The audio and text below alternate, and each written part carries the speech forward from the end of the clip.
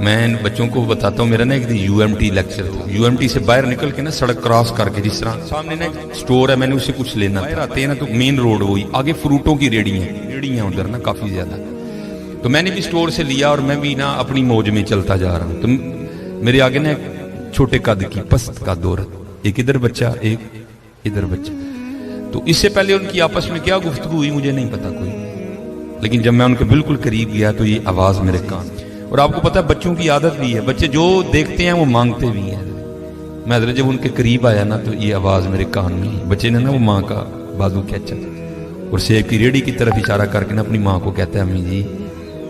اور کدی تے سیب لے دیو، میں کدی سیب ہی نہیں کھاتا ہے۔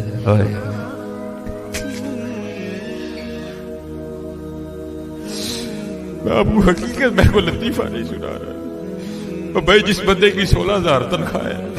اس نے 300 روپے کلو سیب کہاں سے بچے کو لے کے دینے آیا؟ ہم تو اللہ کا شکر ہی نہیں ادا کر سکتے، ہم کتنے کتنے ہزار کے پیزے کھاتے ہیں بیٹھ کے وہاں، اللہ کی قسم میرے پیروں کے نیچے سے زمین نکل، ایسے لوگ بھی ہیں جنہوں نے کبھی سیب ہی نہیں کھایا، تو ماں نے نا بڑی حسرت سے سیب کو دیکھا، پتہ نہیں کیا کیا ہو گیا اس کے اندر گزر گیا ہوگا، تو بچے کو پیار کر کے کہتی ہے پترا رات دی ہانڈی پک جے تو بڑی گل ہے، تینوں سیب کتوں لے کے دیا؟